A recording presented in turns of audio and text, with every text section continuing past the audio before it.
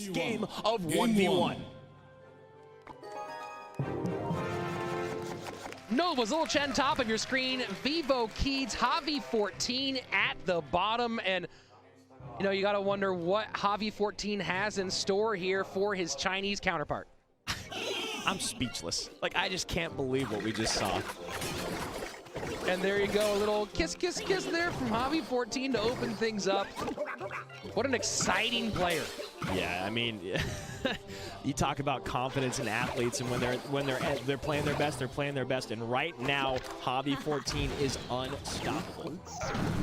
And it's going to be Hog Jack here for Javi14. We saw him run something similar at the round robin. It does get the first shot there on the left-hand side, although that Mega Knight in what's appearing to be a bait deck could be very frustrating. Yeah, very interesting composition, or deck composition here. Javi14 not having the responses to that Goblin Barrel, needing to focus on that Mega Knight. Now, it does appear that Little Chen has kind of strategized against him, this quick and loose, fast cycle deck with the Mega Knight to catch the Hog. Oh, the Mega Knight dies in the air! Wow, and Javi14 kind of gets away with one there. Still 4 shots in from that Dark Goblin, but it could have been so much worse.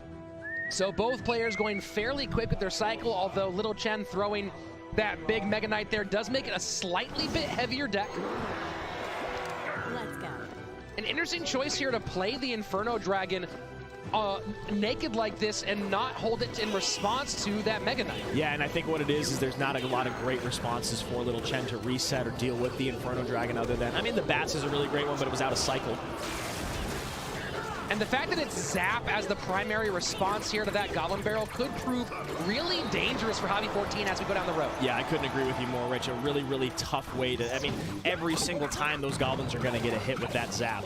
And Skarmy, okay. I believe Little Chen picked this deck to counter this deck specifically. It certainly looks that way, and also knowing in that point that to defend the Hog Rider with the Zap out of cycle, Skarmy, nice and easy way to stop it. Yeah, absolutely astonishing there. You talk about deck composition being a smaller factor in 2v2. Right here in 1v1, you can see how detrimental it can be when your opponent has your number. That is not saying that Javi14 is out of this, but he's got an uphill battle right now. And what's he going to have in response here? And there we go. I mean, not a great response. Still eating some, about 100 damage from that Goblin Barrel, but not eating too much more. And that Inferno Dragon will get a little sizzle on the tower, but that Dark Goblin coming in and cleaning it up very quickly. And a Royal Giant, Royal Giant Mega Knight. That is what we're seeing, and it makes no sense. Royal Giant Mega Knight Goblin Barrel, and this should be game number 1 fairly soon here. Yeah, I mean, wow. Wow, Little Chen, you know, we were talking about a bit of a tilt, and what a great way to come back from being tilted than having an excellent matchup against your opponent. Is it possible Little Chen might be the best player in the world at playing angry? I mean, Rich, this is just straight up decksmanship, man. It really is. That's a word that I coined early on in CRL, decksmanship. You look at the Zap bait, and knowing that Javi14 only has Fireball and Zap, did he have Fireball? I think he only has Zap. There's no way to stop all the troops. You can't zap the skeletons. You got to save it for the God Barrel. Just so many answers, and I mean, so many attacks for Little Chen and no answers for Javi14. Unbelievable here. And now we're getting applause from the room who understands the greatness of what they're seeing right now. And we got people on their feet as well, up in the back of the stands. They're on their feet. This is it. 1v1, game number 2, 1 in favor of Little Chen. Both players taking their time. A little log cycle here from Little Chen. I'm blown away by that deck, man. That was incredible. It was crazy. Incredible. Skarmy new meta. Just the ultimate Zap bait. Fireball just never had the elixir for it. And now, maybe beatdown coming from both. Yep, there's a Lava Hound. So Lava Hound from Javi, and it's a Giant from Little Chen. An aggressive Giant at the river met by the Inferno Dragon. An interesting thing. Now, that Inferno Dragon is going to be very healthy walking down that right-hand lane, flying down the right-hand lane, I should say. And he's going to have to come up with a response. And you see kind of Little Chen put his hands up in the air, maybe a little frustrated. Yeah, Electro Dragon going the same lane as the Lava Hound. And the Miner doing a good job, though. A defensive Miner to distract the Inferno Dragon. A Fireball now. So here we are, a nice opening from Javi14. Yeah, a really, really nice Fireball. An interesting Fireball there. I think he actually purposely threw it behind it and pushed the E-Drag towards the Lava Hound, hoping those pups would pop around it. And I think Little Chen recognized that, which is why the Mega Minion came down immediately. Solid pull here for Javi14 with the Tombstone all the way in. So that Giant not going to get anywhere near that tower. We are just passing the midway point, and now it's the Bar Barrel to tank. Oh, and that Fireball is it's not a good play, my friend. That Miner's taking for it, and that Miner on the ground is just going to get eaten up. Really, really well played there by Javi14, and a couple kisses coming Little Chen's way. Two players with tons of attitude. We are about to enter double elixir time, and it is Lava Miner against Giant Miner, and no poison. I love this, man. This is absolutely unbelievable, and I love the BMing going back and forth. So much passion, so wonderful to watch. And choosing to play the Tombstone on that side, maybe hoping for a little extra help from Skeletons to distract that Prince, but that Prince is going to escape here. A nice reset, a defensive Miner now from Javi14. Yeah, you saw that pre-log coming in to clean up those Skeletons. Javi14 playing excellent defense. Now a huge push in both lanes. That Lava Pump on the left-hand side, excuse me, is going to bring that tower probably within spell range. Okay, maybe not, because he had to allocate a Fireball. Wow, Javi14 is not relenting. He is not taking his foot off the gas. And now Miner in the back again, nothing to pick it up. One swing, two swing, three swings. That Miner going to town on the left-hand side. It's in Fireball range now. Absolutely, there's the Fireball. Javi14 is going to win game number 2. And he knows it. What an incredible play. It looked like Little Chen might bounce back on the right-hand side of your screen. Excellent defense from Javi14. Unrelenting attacks. Little Chen caught looking. Well, Kiki and Gabo had to make it a reverse sweep, so why not do it as well? Javi14 joined the team. Wow, man. I just can't stop saying wow. I got this huge smile on my face. I am blown away by the gameplay here. Now, that matchup was game number 3 and a pivotal one at that. We just saw Javi14 do some great work with Miner. As we said before, ran Miner 37% of the time in the Latin American regular season. Log bait, it appears anytime you see a Goblin Barrel, that's what you got to think. However, we've seen a lot of crazy stuff here today. And here we're going a whole different direction now. Giant supported by E-Drag for Javi. Oh, look at that E-Drag combined with the Zap. Also, that hit getting on the Dark Goblin. Wow. Wow, really actually nice play by Little Chen there, stopping the E-Drag from killing the Dark Goblin.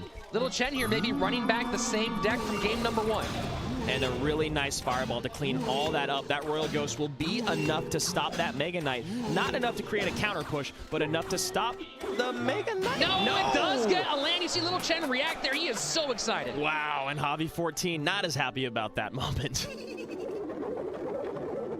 You gotta wonder again, and now we're seeing, so it's Giant Triple Spell. Absolutely, one of the most popular archetypes in the game. Giant Triple Spell, so powerful, and now that Javi14 sees every weapon that Little Chen has, essentially, knowing this is probably that same deck from earlier on, this Giant Triple Spell deck matches up much better.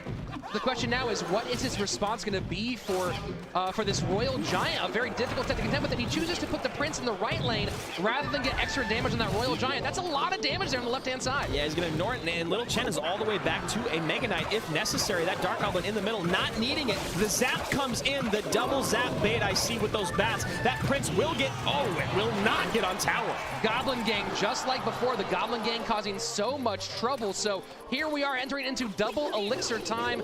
This fast, weird composition from Little Chen, and you have the more traditional style with the new Electro Dragon mixing here for Javi14. You know, it's fascinating to watch this because you should think that Javi14 has all the answers for Little Chen in this weak deck, this bait deck. He's got 3 spells, so really it's about being able to create that one big push that he really, really needs.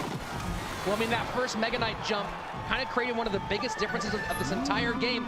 Other hand of it, now this I like a lot, the Royal Ghost in the right-hand lane being used for the Princess, and now he has those 3 spells a lot more available here, zapping or logging that out. There's now the he has log the zap value for those bats. Yeah, very great point there, Rich. And look at the Royal Ghost on the right-hand tower, just chunking away 1,000 HP left, and now we've got a Giant at the river, very, very aggressive, followed by a Royal Ghost. Maybe we're looking at a tower trade. No, with only 17 seconds left, I don't know if that's possible. The Royal Ghost trying to help the fireball down. The left-hand side does down, so can Javi14 get it back? He does. We are in a tower trade. Oh my gosh, this is everything we wanted. Is he back to a giant once again? I think you drop the Royal, or okay, I was gonna just say a Royal Ghost or a Prince on top of that, and you maybe go giant in the pocket.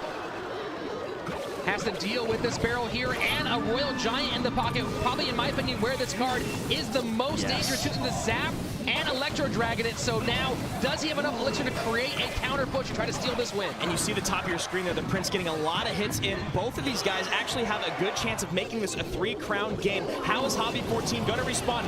No log in cycle to take care of those goblins, and no spell in the hand of Little Chen to take out that tower. But the Princess comes in, Rich. That's going to be it. I think Dark Goblin in the pocket, not quite done. And again, there's no small spell here, so if he can defend this barrel, the log out of cycle, that's going to be it. Little Chen takes the 1v1 set. Wow.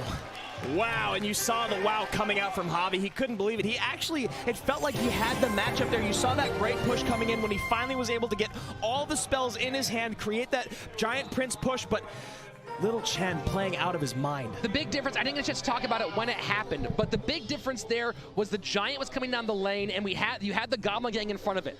Javi14 plays the log there, and the moment that happens, you saw Little Chen already had keyed up his Goblin Barrel, knowing the response was out of cycle, and so now he's trying to figure out, do I defend the Goblin Barrel? What do I do over here? And it just spread Javi14 too thin. Because if you zap the skeletons, it doesn't kill the Dark Goblin, so that's why you have to allocate the log there, right? But then you don't have anything to respond to the Goblin Barrel except for the Fireball. You don't want to make that negative elixir trade because he's